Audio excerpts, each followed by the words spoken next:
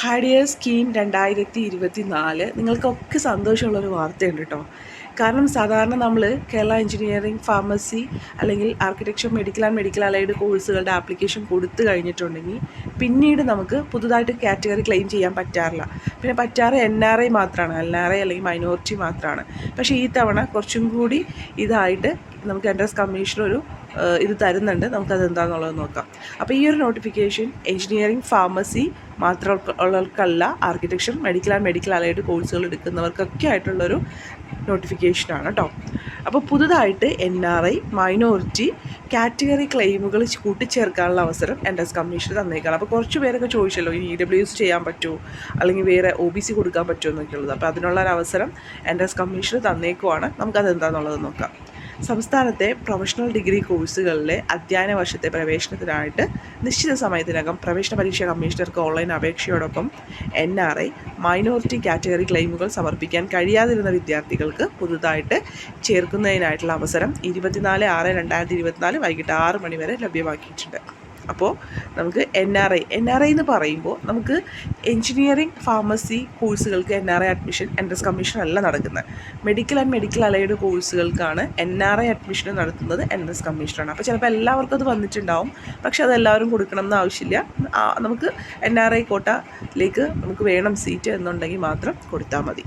പിന്നെ നമുക്ക് മൈനോറിറ്റിയുടെ ചില കോളേജുകൾ വരുന്നുണ്ട്. അപ്പോൾ അങ്ങനെയുള്ള കോളേജുകളിൽ ആ മൈനോറിറ്റിയിലെ വിഭാഗത്തിൽ ക്രിസ്ത്യൻ, മുസ്ലിം ഏതാണോ മൈനോറിറ്റി വരുന്നത് ആ മൈനോറിറ്റിയിലെ വിഭാഗത്തിൽ വരുന്ന കുട്ടികൾക്ക് സീറ്റ് റിസർവേഷൻ ഉണ്ട്.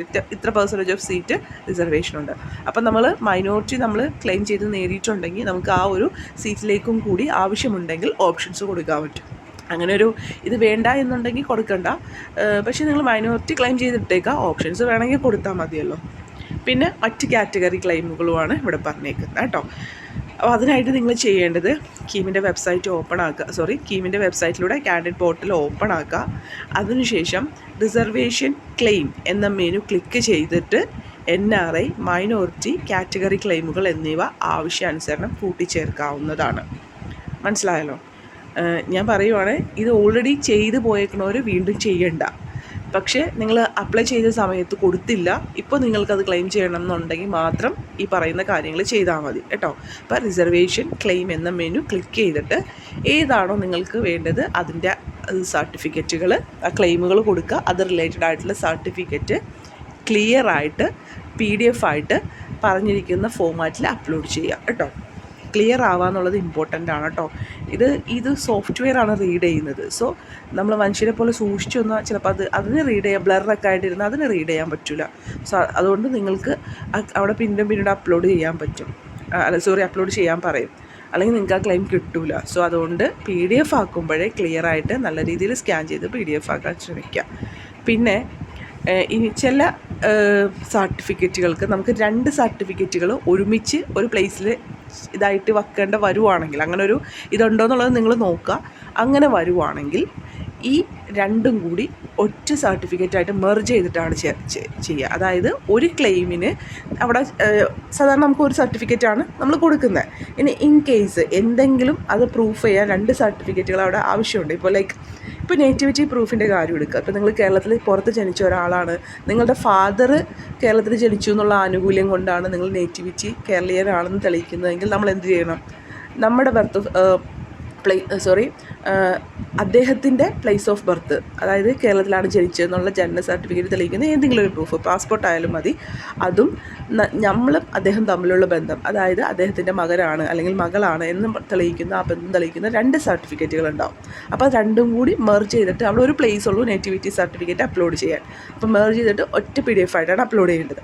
അപ്പോൾ അതുപോലെ ഇവിടെ ഏതെങ്കിലും ഒരു പ്ലേസിൽ നിങ്ങൾക്ക് 2 സർട്ടിഫിക്കറ്റുകളുടെ ആവശ്യമുണ്ടെങ്കിൽ അത് രണ്ടും കൂടി അങ്ങനെ വെച്ചിട്ട് വെറുതെ ഫോട്ടോ ആയിട്ട് അപ്ലോഡ് ചെയ്യരുത്.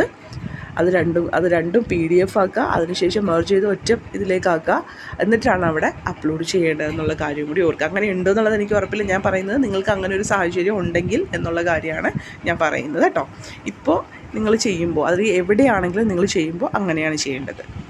ഇനി പുതുതായിട്ട് ക്ലെയിമുകൾ സമർപ്പിക്കുന്ന വിദ്യാർത്ഥികൾ സാമുദായിക സംവരണം, അതായത് കമ്മ്യൂണിറ്റി സർട്ടിഫിക്കറ്റ്, കേരളത്തിലെ വിദ്യാഭ്യാസ ആവശ്യത്തിന് നോൺ ക്രിമിനൽ സർട്ടിഫിക്കറ്റ്, അതായത് നിങ്ങൾ കീമിൽ അപ്ലോഡ് ചെയ്യേണ്ട സർട്ടിഫിക്കറ്റ് എന്ന് പറയുന്നത് സ്റ്റേറ്റ് എഡ്യൂക്കേഷൻ പർപ്പസിന്, ഇപ്പോൾ വില്ലേജ് ഓഫീസിൽ നിന്നാണ് പ്രോസ്പെക്ടസിൽ പറഞ്ഞേക്കുന്നതെങ്കിൽ വില്ലേജ് ഓഫീസിൽ നിന്നാണ് വാങ്ങേണ്ടത്, തഹസീൽദാറിൽ നിന്നാണെങ്കിൽ തഹസീൽദാറിൽ നിന്നാണ് വാങ്ങേണ്ടത്. അപ്പോൾ പ്രത്യേകത എന്ന് വെച്ചാൽ സ്റ്റേറ്റ് എഡ്യൂക്കേഷൻ പർപ്പസ് എന്നുള്ളതുണ്ടാവണം. നിങ്ങളിപ്പോൾ നീറ്റിൽ വാങ്ങിയതോ അല്ലെങ്കിൽ വേറെ ഏതെങ്കിലും കൗൺസിലിങ്ങിൽ വാങ്ങുന്നതൊക്കെ സെൻട്രൽ എഡ്യൂക്കേഷൻ പർപ്പസിനാണ്. അപ്പോൾ ആ ഒരു സർട്ടിഫിക്കറ്റ് കീം ആക്സെപ്റ്റ് ചെയ്യില്ല. നമുക്ക് വേണ്ടത് ഏതാണ്? സ്റ്റേറ്റ് എഡ്യൂക്കേഷൻ പർപ്പസിനുള്ള സർട്ടിഫിക്കറ്റുകളാണ്. ഇനി EWS കോട്ട, സാമ്പത്തികമായിട്ട് പിന്നോക്കം നിൽക്കുന്ന സംവരണേതര വിഭാഗങ്ങൾക്കുള്ള സീറ്റ്. NRI കോട്ട, മൈനോറിറ്റി കോട്ടയ്ക്ക് സിമ്പിളായിട്ട് നമ്മളുടെ SSLC സർട്ടിഫിക്കറ്റിൽ നമ്മുടെ മൈനോറിറ്റി ഏതാണെന്ന് ക്ലെയിം ചെയ്യുന്നുണ്ടെങ്കിൽ അത് തന്നെ മതിയാവും. അല്ലെങ്കിൽ OBC NCL സർട്ടിഫിക്കറ്റോ, ഇപ്പോൾ EWS ആരാണെങ്കിൽ അങ്ങനെ അവർക്ക് വരുന്ന സാധ്യതയില്ല. അപ്പോൾ അങ്ങനെയുള്ള സർട്ടിഫിക്കറ്റൊക്കെ നമുക്ക് അപ്ലോഡ് ചെയ്യാവുന്നതാണ്. ഇപ്പോൾ മൈനോറിറ്റിക്ക് OBC NCL സർട്ടിഫിക്കറ്റിൽ കറക്റ്റായിട്ട് മൈനോറിറ്റി പറയുന്നുണ്ട്. അപ്പോൾ അത് അവിടെ അപ്ലോഡ് ചെയ്താൽ മതിയാവും. ഓക്കെ. ഇനി അനുബന്ധ രേഖകൾ സമർപ്പിക്കാൻ ഇനിയൊരു അവസരം ഉണ്ടാവില്ല. അപ്പോൾ അതുകൊണ്ട് തന്നെ ക്ലെയിം ചെയ്യുമ്പോൾ തന്നെ നിങ്ങൾ ആ റിലേറ്റഡ് ആയിട്ടുള്ള സർട്ടിഫിക്കറ്റ്, ഒരു കാര്യം കൊണ്ട് എടുത്ത് പറയുവാണ്, ഏത് സർട്ടിഫിക്കറ്റാണോ ആ പ്ലേസിൽ ആ സർട്ടിഫിക്കറ്റ് അപ്ലോഡ് ചെയ്യാം. മനസ്സിലായോ? മൈനോറിറ്റി സർട്ടിഫിക്കറ്റിൻ്റെ സ്ഥലത്താണെങ്കിൽ മൈനോറിറ്റി സർട്ടിഫിക്കറ്റ് അപ്ലോഡ് ചെയ്യുക. അവിടെ കൊണ്ടുപോയി വേറെ +2 മാർക്ക് ലിസ്റ്റൊന്നും അപ്ലോഡ് ചെയ്യരുത്. കാരണം അങ്ങനെയൊക്കെ ചെയ്യണവരുണ്ട്. അതായത് വേറെ ഒന്നും കൊണ്ടല്ല, PDF ഏതാണെന്ന് ഓർക്കാതെ പെട്ടെന്ന് അപ്ലോഡ് ചെയ്തു പോകുന്നവരുകൊണ്ടാണ്. അപ്പോൾ അങ്ങനെയൊക്കെ ചെയ്ത് കഴിഞ്ഞാൽ ബുദ്ധിമുട്ടാവും. അതുകൊണ്ട് കറക്റ്റ് PDF ഏതാണെന്നൊക്കെ നോക്കിയിട്ട് അപ്ലോഡ് ചെയ്യാനും ശ്രമിക്കുക കേട്ടോ.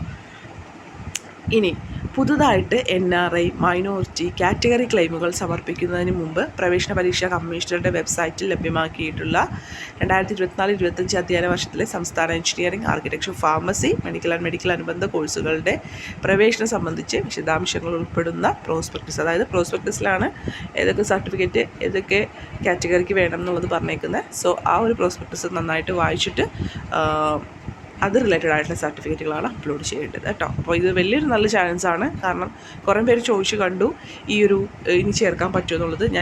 ഞാൻ ഇതുവരെ ഇങ്ങനെ ഇത് NS കമ്മീഷൻ കൊടുത്ത് കണ്ടിട്ടില്ല.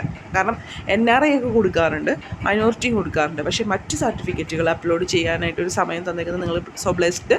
അപ്പോൾ എന്തായാലും ടേക്ക് കെയർ. Thank you.